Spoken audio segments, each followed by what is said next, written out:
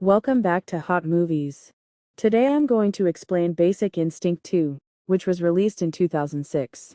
At the start of the film, an American writer named Catherine Trammell is driving a car through central London with her young lover, a famous English football player named Kevin Franks. Kevin is ill, but he is immediately swayed by this lovely woman's charms. She opens her legs to satisfy herself and loses control of the car, causing it to tumble off the bridge and into the river.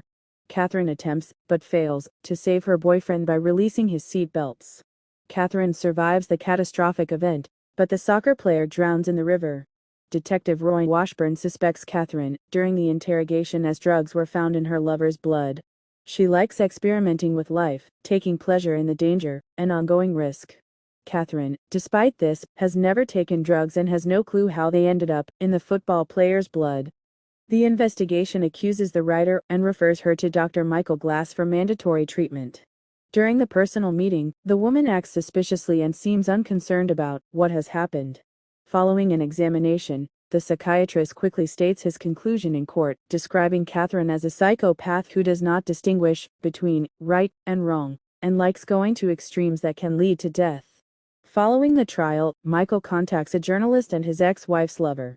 Adam Towers tells the therapist about his horrific incident and the consequences that followed.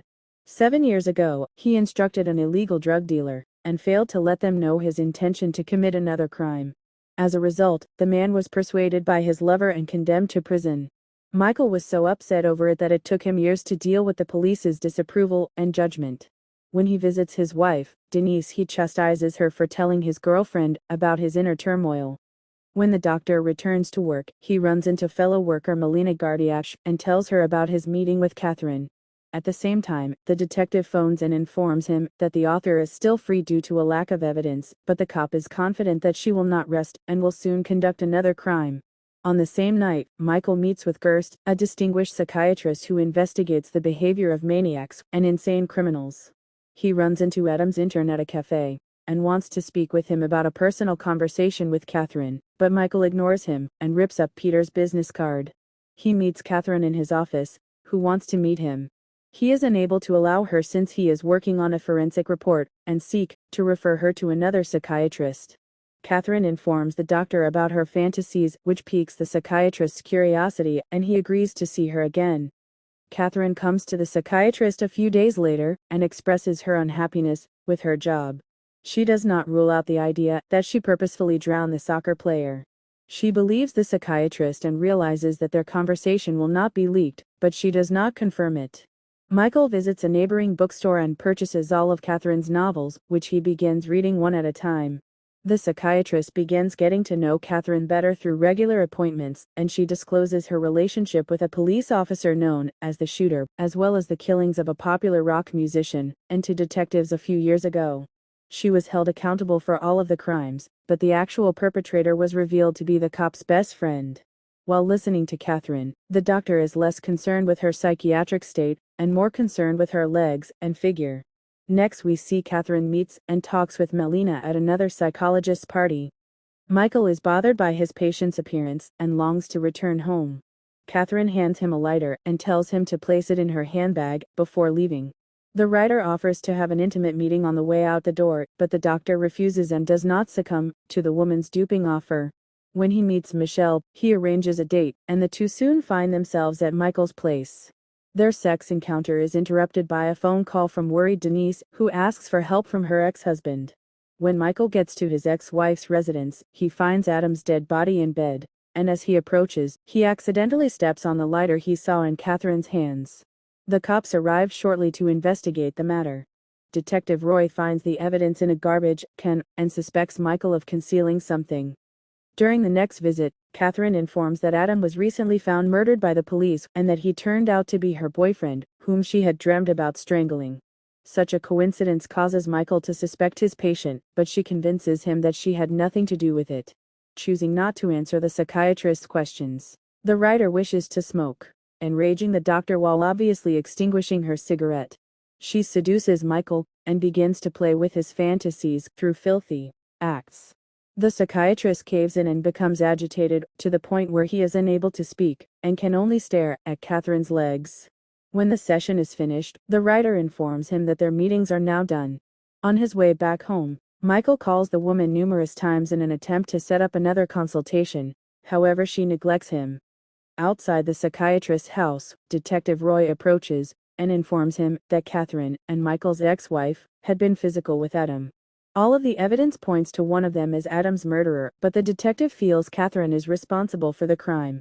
She's already had two victims, and the third is on the way. The psychiatrist attempts to defend the patient, feeling that they should not be imprisoned solely on rumor and presumption.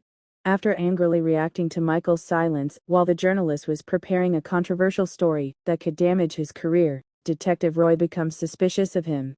Next we see Michael meeting with other patients can't stop thinking about Catherine, and after finishing his work, he tracks her down and begins stalking her. When he discovers she has entered one of the brothels, he attempts to follow her but soon realizes she was merely searching for getting intimate in a group. She spots Michael and looks him down, as if she's mocking the jealous psychiatrist.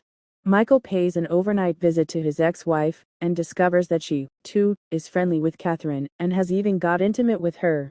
Dennis leaves, and Michael wishes to inform her of the risk. In search of his wife, he finds Catherine and enters a women's restroom, where he discovers his wife with her throat cut in one of stalls. The man tries to assist her, but she died. Roy questions the psychiatrist at the police station, and does not rule out the idea that he is accountable for all of the crimes. Witnesses saw both exes arguing, and suspect Michael was involved, but there isn't enough evidence to arrest him, so he is released. When he gets to Catherine's house, he tells her what has happened, and the two engage in an intimate relationship. Michael spots an insulin injection vial in the refrigerator in the morning, and brings it to Roy to be examined.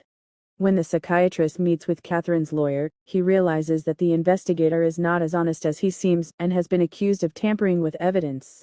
After visiting Adam's employee, Michael attempts to find out more about the book and why the journalist never finished it. He was supposed to expose Roy, yet there is no record of his criminal deeds.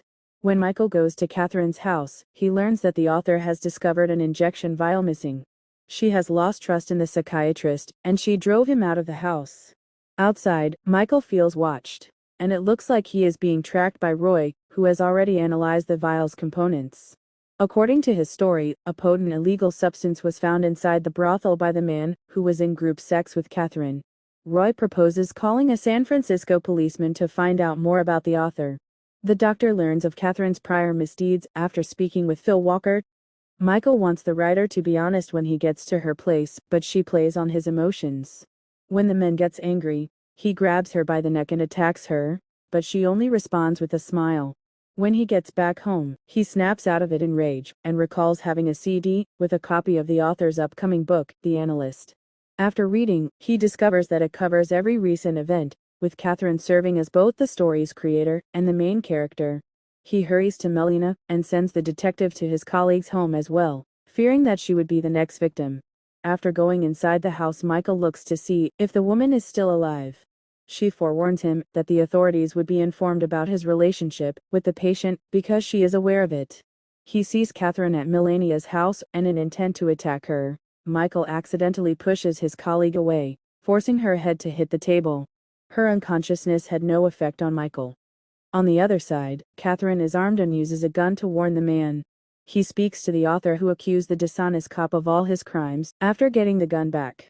A short while later, Detective Roy enters the house through the front door. After succumbing to Catherine's persuasion, Michael kills him. Then police respond immediately and detain the offender. Later, Catherine visits Michael at a mental health facility. She has finished the book and is excited to tell Michael, her biggest fan, about its plot. It turns out that neither the author nor the police officer committed the murders. Instead, a psychiatrist who is skilled at using other people as a pretext for his own gain is to be held accountable. After taking out a journalist, his ex-wife, and a man inside the writer from the way, he kills a detective to demonstrate a mental disorder and admits himself into a comfortable hostel for the mentally ill. Yet there is a possibility that it is accurate because it is only a book. Michael's mood brightens as he begins to read the author's most recent book. And the movie ends here. Thank you for watching. Please like, comment and subscribe if you liked the video. See you in another recap video. Till then, take care.